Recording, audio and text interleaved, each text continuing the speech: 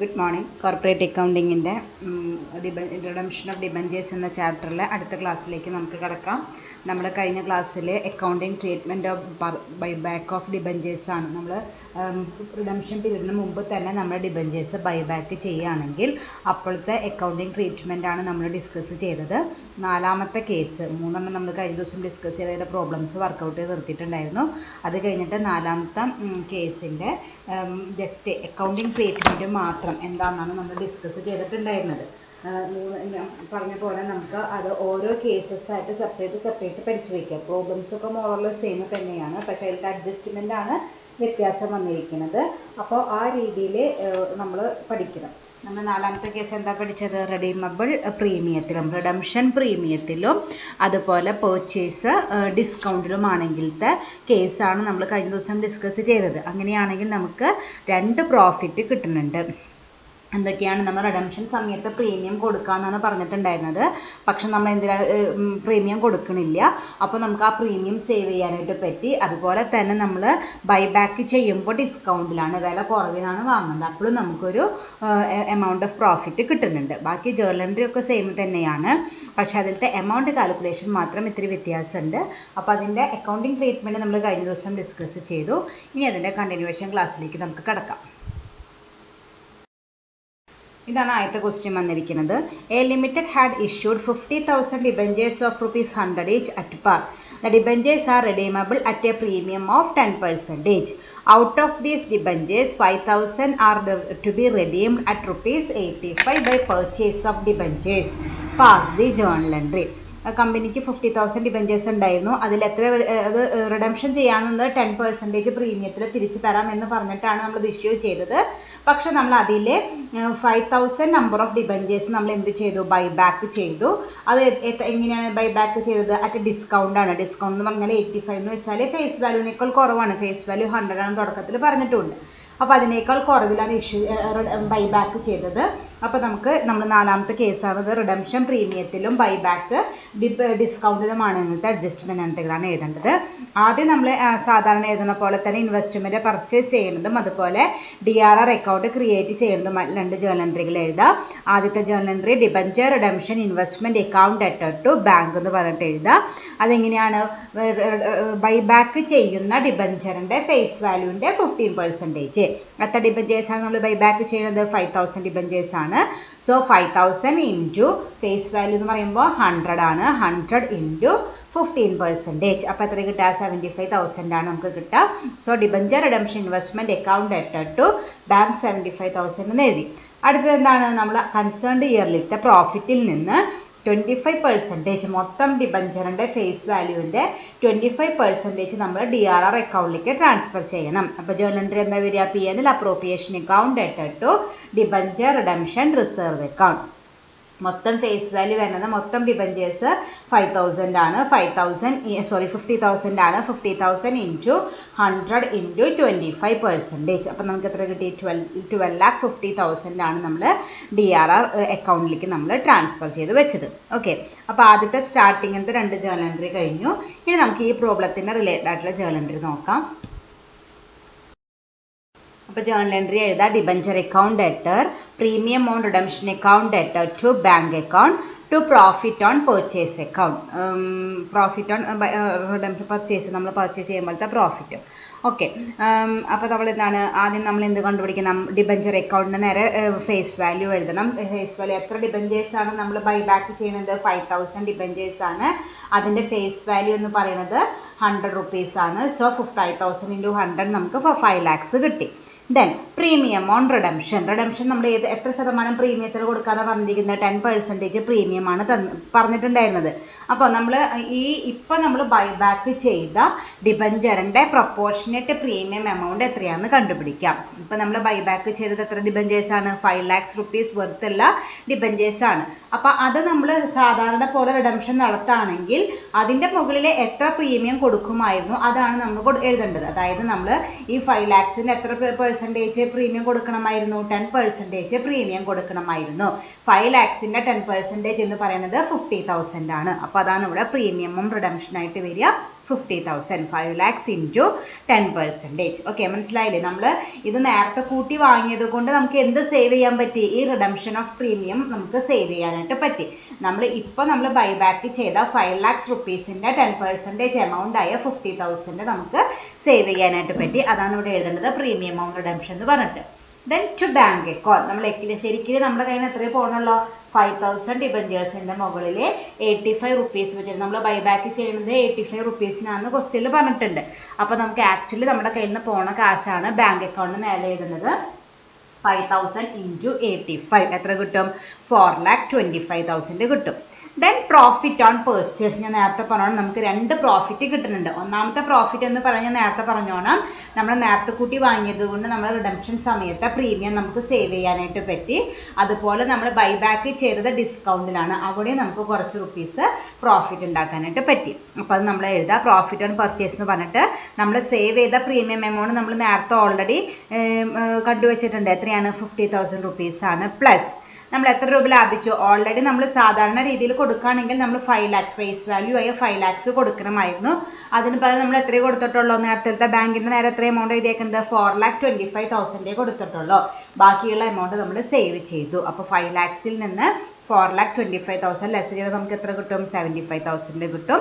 അതും നമ്മുടെ ലാഭമായിട്ട് വരും. മനസ്സിലായില്ലേ? അതായത് നമ്മൾ ബൈബാക്ക് ഡിസ്കൗണ്ടിലായതുകൊണ്ട് 100 രൂപ കൊടുക്കുന്നിടത്ത് നമ്മൾ എത്ര രൂപ കൊടുത്തിട്ടുള്ള? 85 റുപ്പീസേ കൊടുത്തിട്ടുള്ളൂ. അപ്പോൾ ഒരു ഡിബഞ്ചറിനെ 15 രൂപ വെച്ച് നമുക്ക് ലാഭിക്കാനായിട്ട് പറ്റി. അങ്ങനെയും കാൽക്കുലേഷൻ നടത്താട്ടെ. 5,000 into 15 എന്ന് ചെയ്താലും മതി. അല്ലെങ്കിൽ ഈ രീതിയിൽ നമ്മൾ മൊത്തം 5 lakhs കൊടുക്കണമായിരുന്നു. ആ സ്ഥലത്ത് നമ്മൾ എത്ര കൊടുത്തിട്ടുള്ളൂ? 4,25,000 കൊടുത്തിട്ടുള്ളൂ. അപ്പോൾ അത് നമുക്ക് ലാഭിക്കാനായിട്ട് പറ്റി. ആ 50,000ഉം 75,000ഉം ആഡ് ചെയ്ത് കിട്ടിയ 1,25,000 ആണ് നമുക്ക് എന്തായിട്ട് വന്നിരിക്കുന്നത്? Profit on redemption or profit on purchase ആയിട്ട് വന്നിരിക്കുന്നത്. ഓക്കെ, അപ്പോൾ അത്രയ്ക്കാണ് ഇപ്പോൾ ജേർണൽ എൻട്രി വരെ. Debenture account debtor 5 lakhs, premium on redemption account debtor 50,000, to bank account 4,25,000, to profit on redemption account 1,20,000, profit on redemption of debentures account 1,25,000 കിട്ടി. Okay, ഇനി എന്താണ് ചെയ്യേണ്ടത്? ഈ പ്രോഫിറ്റ് നമ്മൾ ക്യാപിറ്റൽ റിസർവ്, സാധാരണ സിങ്കിങ് ഫണ്ടിലേക്കാണ് ട്രാൻസ്ഫർ ചെയ്യേണ്ടത്. അതില്ലാത്തത് കൊണ്ട് നമുക്ക് ഏതിലേക്ക് ട്രാൻസ്ഫർ ചെയ്യാം? ക്യാപിറ്റൽ റിസർവ് അക്കൗണ്ടിലേക്ക് ട്രാൻസ്ഫർ ചെയ്യാം.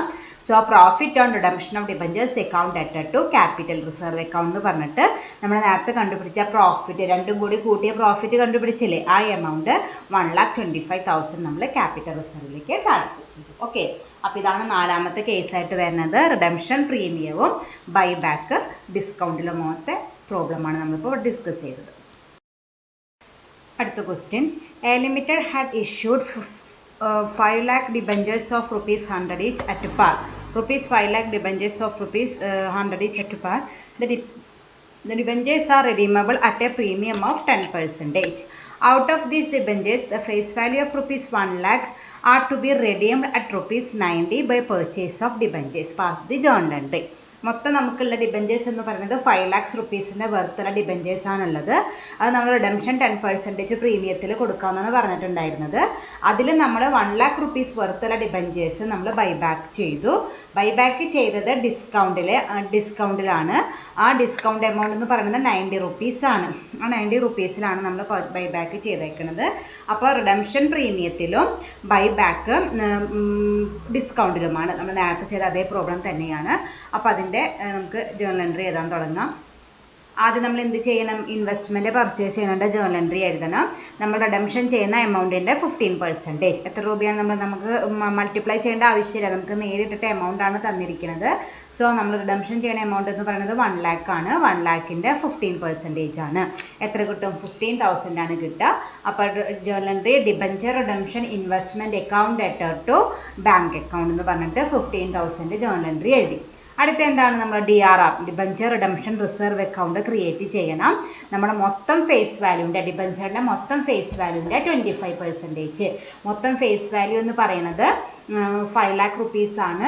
ആ 5 lakh റുപ്പീസിൻ്റെ 25% ആണ് നമ്മൾ റിസർവ് ആയിട്ട് ക്രിയേറ്റ് ചെയ്യേണ്ടത്.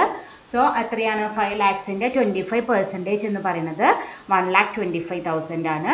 ജേർണൽ എൻട്രി ആ വർഷത്തെ പ്രോഫിറ്റിൽ നിന്നാണ് നമ്മളിത് ട്രാൻസ്ഫർ ചെയ്യേണ്ടത്.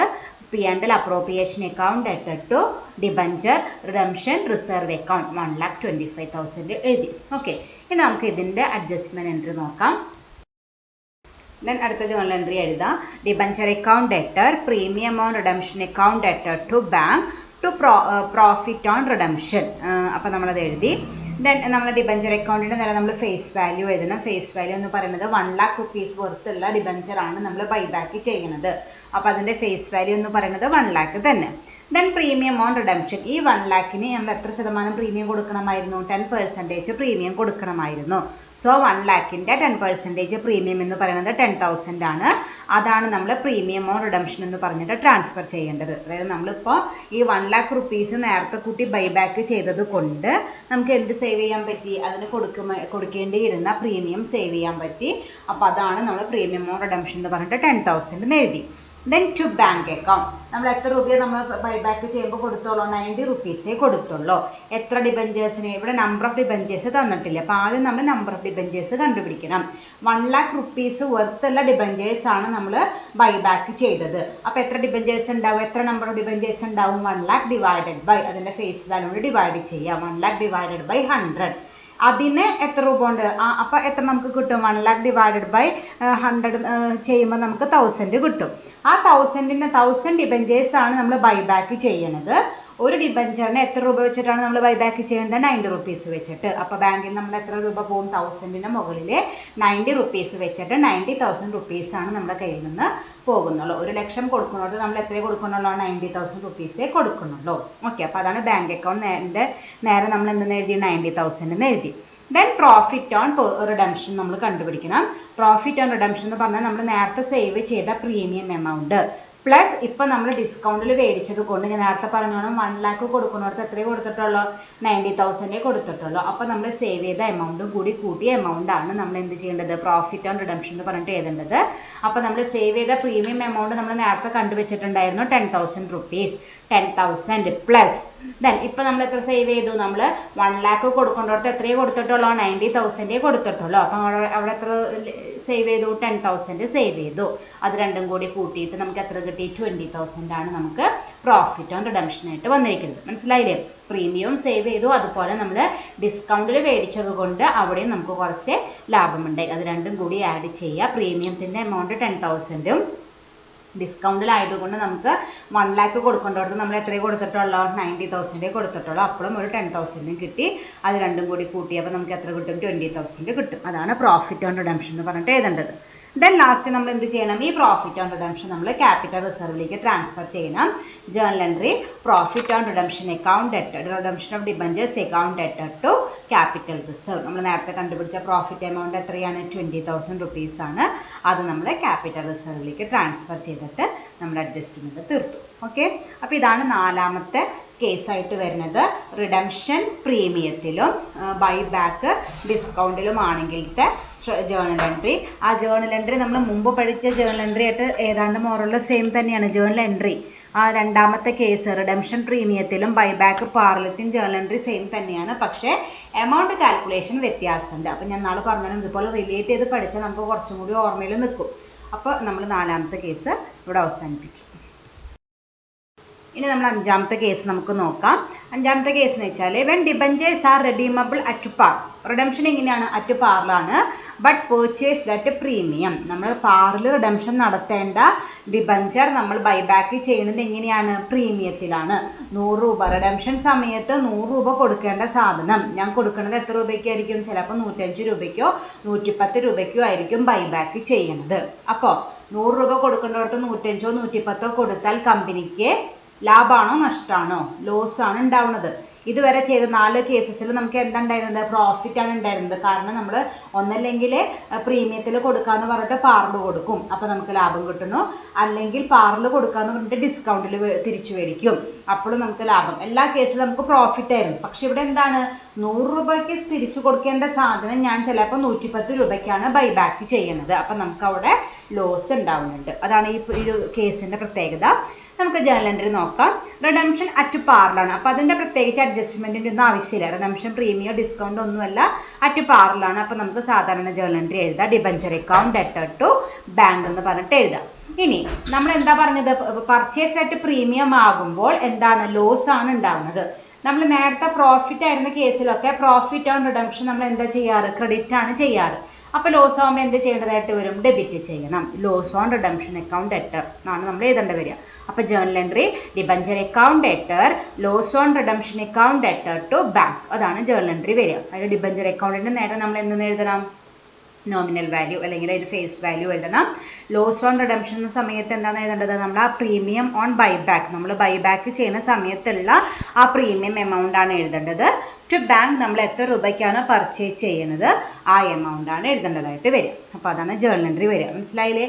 റിഡംഷൻ അറ്റ് പാറിലായതുകൊണ്ട് പ്രത്യേകിച്ച് അഡ്ജസ്റ്റ്മെൻറ്റിൻ്റെ ആവശ്യമില്ല. പിന്നെ ലോസ് ആയതുകൊണ്ട് എന്താണ് എഴുതേണ്ടത്? നമുക്ക് നഷ്ടം ഉണ്ടാവുന്നുണ്ട്, അപ്പോൾ നമ്മൾ ലോസ് ഡെബിറ്റ് ചെയ്യണം. Journal entry debenture account debtor loss on redemption account debtor to bank എന്ന് പറഞ്ഞിട്ട് എഴുതാം. ഡിബഞ്ചറിൻ്റെ നേരെ ഫേസ് വാല്യൂ, ലോസ് ഓൺ റിഡംഷൻ്റെ നേരെ നമ്മൾ എത്രയാണോ ബൈബാക്ക് ചെയ്യുന്ന സമയത്ത് നമ്മൾ എക്സസ് എമൗണ്ട് കൊടുത്തത്, അതായത് ബൈബാക്ക് ചെയ്യുന്ന സമയത്തുള്ള premium amount, then to bank നമ്മൾ ആക്ച്വൽ എത്ര കൊടുത്തു. ദെൻ ലാസ്റ്റ് നമ്മൾ പ്രോഫിറ്റ് ആണെങ്കിൽ എന്താ ചെയ്യാറ്? ഈ പ്രോഫിറ്റിനെ നമ്മൾ ക്യാപിറ്റൽ റിസർവിലേക്ക് ട്രാൻസ്ഫർ ചെയ്യാറുണ്ട്. അതുപോലെ ഇത് ലോസ് ആണെങ്കിൽ ഈ ലോസ് നമുക്ക് എവിടെ നിന്ന് കോമ്പൻസേറ്റ് ചെയ്യാം? ക്യാപിറ്റൽ റിസർവിലോ സിങ്കിങ് ഫണ്ടിലോ ഉള്ള എമൗണ്ട് വെച്ചിട്ട് നമുക്ക് ഇത് കോമ്പൻസേറ്റ് ചെയ്യാം. നമ്മൾ നേരത്തെ ലാഭം ഉണ്ടാക്കുമ്പോൾ ഈ എമൗണ്ട് നമ്മൾ ക്യാപിറ്റൽ റിസർവിലേക്ക് ട്രാൻസ്ഫർ ചെയ്യുന്ന പോലെ തന്നെ ഇവിടെ നമുക്ക് നഷ്ടം ഉണ്ടായത് നമുക്ക് ഈ ക്യാപിറ്റൽ റിസർവിൽ നിന്ന് കോമ്പൻസേറ്റ് ചെയ്യാം. അപ്പോൾ നമ്മൾ പ്രോഫിറ്റ് ആകുമ്പോൾ എന്താ ജേർണൽ എൻട്രി എഴുതാം? നമ്മൾ നേരത്തെ എഴുതിയത് തന്നെ profit on redemption account debtor to capital reserve എന്നാണ് എഴുതുക. അപ്പോൾ ലോസ് ആകുമ്പോൾ അതിന് നേരെ opposite sinking fund or capital reserve account debtor to loss on redemption of debentures account എന്നാണ് ജേർണൽ എൻട്രി വരിക. നേരത്തെ തന്നെ നേരെ ഓപ്പോസിറ്റ് വരും. അത് നമുക്ക് പ്രോഫിറ്റ് ആയതുകൊണ്ട് നമ്മൾ റിസർവിലേക്ക് ട്രാൻസ്ഫർ ചെയ്തു. ലോസ് ആയതുകൊണ്ട് നമ്മൾ എന്ത് ചെയ്തു? ലോസിൽ നിന്ന് റിസർവിൽ നിന്ന് ഈ ലോസ് നമ്മൾ കോമ്പൻസേറ്റ് ചെയ്യണം. സോ ജേർണൽ എൻട്രി എന്താണ്? Sinking fund or capital reserve account debtor to loss on redemption of debentures account. അതാണ് നമ്മുടെ രണ്ട് ജേർണൽ എൻട്രി വരിക. ഓക്കെ, ഇനി അത് എക്സ്പ്ലെയിൻ ചെയ്യുന്ന ഒരു ക്വസ്റ്റ്യൻ നമുക്ക് നോക്കാം. A limited issued 50,000 debentures of ₹100 each at par. The debentures are redeemable at par. Out of these debentures, 5,000 debentures were to be redeemed at ₹105 by purchase of debentures. Pass the journal entry. നമ്മൾ നേരത്തെ discuss ചെയ്ത അതേ journal entry വരുന്നതാണ്. Redemption എന്തിലാണ്? പാറിലാണ്. പക്ഷെ അതിൻ്റെ buyback എന്താണ്?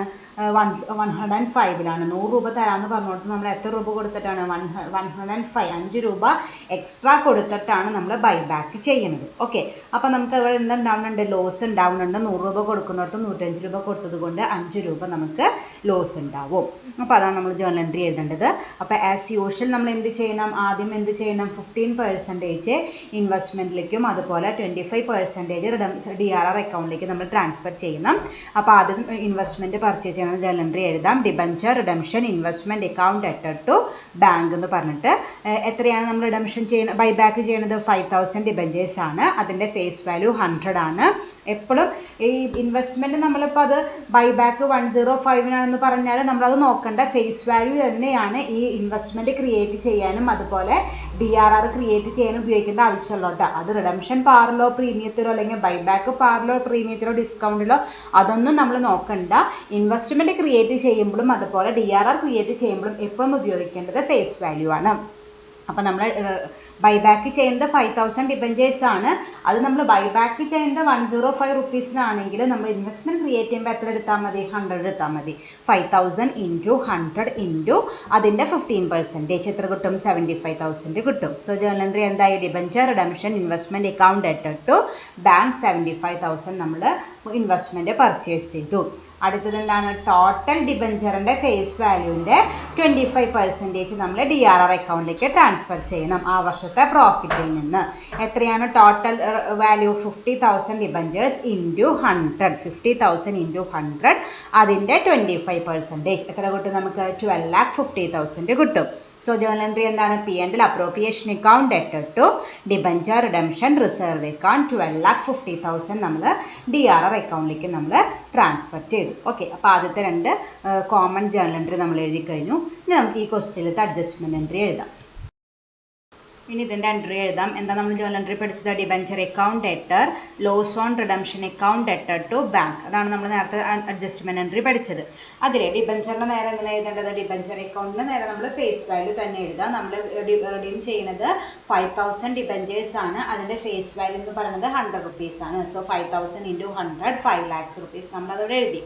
Then loss on redemption എന്ന് പറഞ്ഞിട്ട് നമ്മൾ എങ്ങനെയാണ് നമുക്ക് എത്രയാണ് നഷ്ടം ഉണ്ടാവുന്നത്? 100 രൂപ കൊടുക്കേണ്ടത് നമ്മൾ എത്ര രൂപ കൊടുക്കുന്നത്? 105 rupees ആണ് നമ്മൾ കൊടുക്കുന്നത്. അപ്പം നമുക്ക് 5 രൂപയാണ് നമുക്ക് നഷ്ടം വന്നിരിക്കുന്നത്.